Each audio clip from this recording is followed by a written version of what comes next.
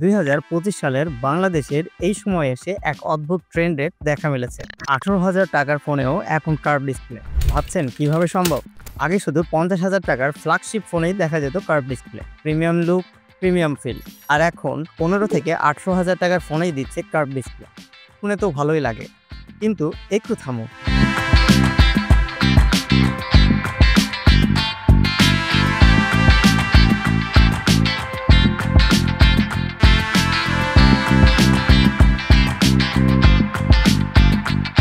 বিশ্বমানের ব্র্যান্ড যেমন Samsung, Xiaomi এবং মটোরোলার মতো ব্র্যান্ডগুলো তাদের বাজেট ফোনেও এখনও ফ্ল্যাট ডিসপ্লে ব্যবহার করছে, কারণ flat display user friendly, durable এবং টাচ রেসপন্স অনেক বেশি। কিন্তু অনেক চীনা ব্র্যান্ড বাজেটের মধ্যেও কার্ভ ডিসপ্লে দিয়ে দিচ্ছে শুধু দেখানোর জন্য। কার্ভ ডিসপ্লে দেখতে যতটাই প্রিমিয়াম লাগুক না কেন, ইউজ করতে বেশ কিছু ঝামেলাও আছে। অ্যাক্সিডেন্টাল টাচ, ডিসপ্লে ভাঙার রিস্ক, আর কম বাজেটে প্যানেলে টাচ ল্যাগ, এটা এখন বর্তমানে বাস্তব সমস্যা। ফিচার দিয়ে চমক দিলেও এক্সপিরিয়েন্স দেয় না। এই ধরুন আপনি কার্ভ ডিসপ্লে কোনো গেমিং এক্সপিরিয়েন্স করছেন, সেক্ষেত্রে আপনার মিস টাচের কারণে আপনার গেমিং এক্সপিরিয়েন্স একদমই বরবাদ হয়ে যেতে পারে। যদিও কার্ভ ডিসপ্লেতে ভিডিও দেখার এক্সপিরিয়েন্স অনবদ্য, এটা আমি অস্বীকার করছি না, কিন্তু মিস টাচের একটা প্রবণতা থেকেই যায়।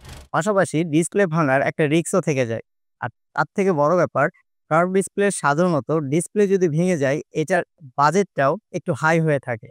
আপনি চাইলে ফ্ল্যাট ডিসপ্লে বাজারে লোকালিও লাগাতে পারবেন, কিন্তু কার্ভ ডিসপ্লের ফোনগুলোর ক্ষেত্রে একটু হাই বাজেটে আপনাকে যেতে হবে। এটা অনেকটা প্লেন কেনা সহজ, কিন্তু এটার মেনটেনেন্স খরচ অনেক বেশি। তো এটা অবশ্যই আপনাকে মাথায় রাখতে হবে। আর কম বাজেটের কার্ভ ডিসপ্লের ফোন দেখেই আপনি ঝুঁকে যাচ্ছেন, কিন্তু কম মানের কার্ভ ডিসপ্লের ক্ষেত্রে টাচ ল্যাগ প্রবলেমটাও এখন বর্তমানে বাস্তব সমস্যা হয়ে দাঁড়িয়েছে।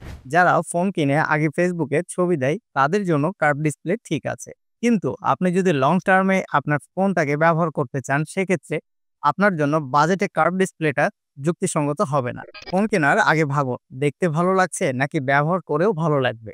ডিসপ্লে শুধু ফ্যাশন নয়, এটা ইউজার এক্সপিরিয়েন্সের মেইন এলিমেন্ট। এই ধরুন 18,000 টাকার সেগমেন্ট, যেটা আমরা শুরুতেই বলেছিলাম, আইটেলের মতো ব্র্যান্ড আপনাকে কার্ভ ডিসপ্লে প্রোভাইড করছে, কিন্তু সত্যি কি এটা আপনার জন্য লাভজনক হতে পারে?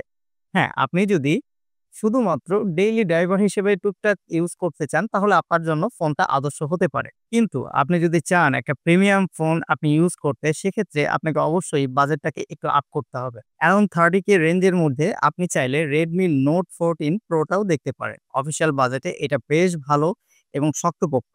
বিশেষ করে এটার কর্নিং গোরিলা গ্লাস ভিক্টাসের প্রোটেকশন দেওয়া আছে। যেখানে ডিসপ্লেটাই মূল এলিমেন্ট, তো অবশ্যই আপনাকে ডিসপ্লে প্রোটেকশনটা নিয়েও ভাবতে হবে। আর যদি কার্ভ ডিসপ্লে নেওয়ার একান্ত ইচ্ছা আপনার থেকে থাকে, আপনার পকেটে টাকাও রেডি, আপনি চাচ্ছেন একটা কার্ভ ডিসপ্লে ফোন কিনবেন, হ্যাঁ আপনি কিনতে পারেন, কিন্তু আপনাকে অবশ্যই বাজেটটা মাথায় রাখতে হবে। কারণ কম বাজেটের কখনো ভালো জিনিস পাওয়া যায় না। হ্যাঁ, পাওয়া যায়, কিন্তু এটা লংজিভিটি অবশ্যই ভালো হয় না। একটা সময় গিয়ে দেখবেন যে আপনার খাজনার চেয়ে বাজনাই বেশি হয়ে যাবে। 18,000 টাকার ফোনে যদি কার্ভ ডিসপ্লে থেকে থাকে, আপনি দেখবেন 10,000 টাকা থেকে 12,000 টাকা এটা মিনিমাম চার্জ আপনার ডিসপ্লে প্রাইস। তো অবশ্যই এসব দেখে আপনাকে ফোন নির্বাচন করতে হবে। তো এই ছিল আজকের কার্ভ ডিসপ্লে এবং ফ্ল্যাট ডিসপ্লের ভিতরের পার্থক্য। আমরা যতটুকু চেষ্টা করেছি বিষয়টাকে ক্লিয়ার করার। তো যদি আপনাদের ভিডিওটা ভালো লাগে, তাহলে অবশ্যই চ্যানেলটি সাবস্ক্রাইব করবেন, ভিডিওটাকে একটি লাইক করে দেন, এবং আপনার যদি কোনো বন্ধু কম বাজেটে কার্ভ ডিসপ্লে ফোন কিনতে আগ্রহী হয়, তাকে অবশ্যই এই ভিডিওটা সেন্ড করে দেন।